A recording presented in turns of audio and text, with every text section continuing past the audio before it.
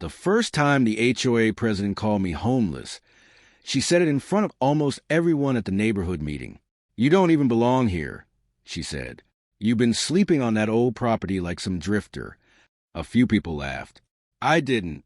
I simply looked at her and asked, "Are you finished?" She pointed toward my old farmhouse, the one sitting on several hundred acres outside town. "That property is an eyesore," she continued. "And according to our records, you have no right to ignore the community rules." I had heard enough. What she didn't know was that I had never been interested in arguing with the HOA. I had been busy restoring land that had belonged to my family for generations. The farmhouse was old. The driveway was rough. The fences needed work. But the land? The land was worth far more than anyone in that room realized. For years, I had kept my ownership private, not because I was ashamed of it, because I had no reason to tell strangers how much property I owned. The HOA president apparently took my quiet lifestyle as weakness. A few days after the meeting, I received an official violation notice. It accused me of unauthorized occupancy, property neglect, and even trespassing. My own property. I called the HOA office. The president answered. "You need to leave," she said. "This community has standards." I replied calmly, "You should probably check the property records before telling me where I can live." She laughed. "Oh, please. Everyone knows you're basically homeless." That sentence would come back to haunt her. The next morning, I visited the county records office. I brought a folder containing documents my grandfather had preserved decades earlier: deeds, surveys, tax records, property maps.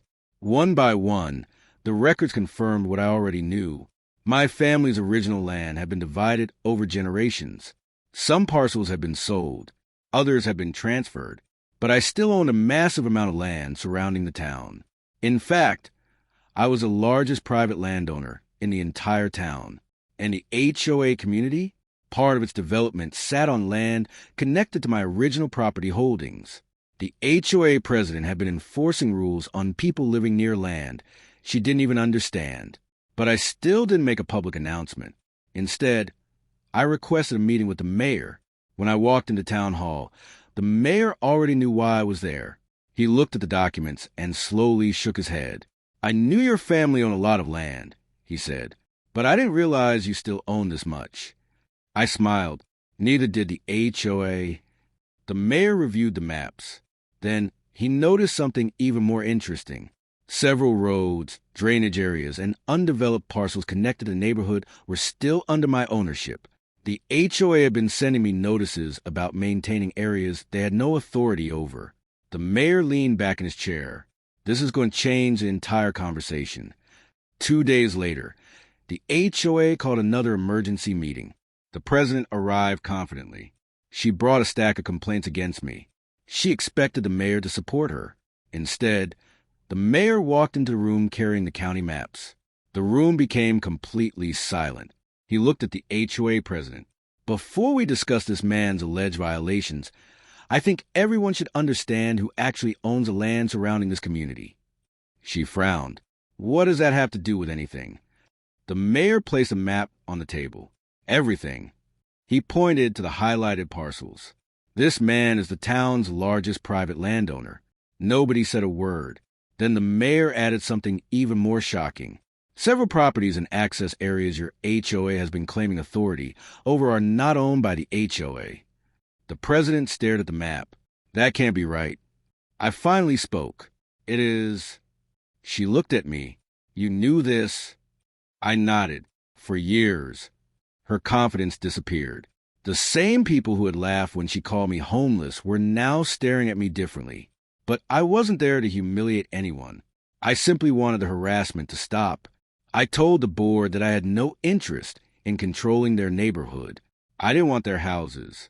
I didn't want their meetings. I didn't want their money. I wanted one thing: for them to stop treating me like a trespasser on land I legally owned. The mayor agreed. He ordered the town's records to be reviewed and advised the HOA to stay within its legal boundaries. The president sat quietly through the entire discussion. Then she looked at me and said something I never expected. "I owe you an apology." I nodded. That's all I wanted. A week later, the violation notices disappeared. The HOA stopped sending people onto my property, and the neighborhood became strangely quiet. But the biggest lesson wasn't about land. It was about assumptions. They saw an old farmhouse. They saw worn boots, an aging truck, and a man who didn't care about appearances. They decided that meant I had nothing. They were wrong. I didn't need a luxury house to prove I was successful. I didn't need expensive clothes to prove I had money. And I certainly didn't need an HOA president's approval to know who I was. The mayor had revealed the truth in one sentence. I wasn't homeless. I was the largest private landowner in town. And the people who had laughed at me suddenly realized they had judged the wrong man. Sometimes, the person everyone underestimates isn't powerless. Sometimes, they're simply quiet. And sometimes, the biggest mistake people can make is confusing humility with weakness.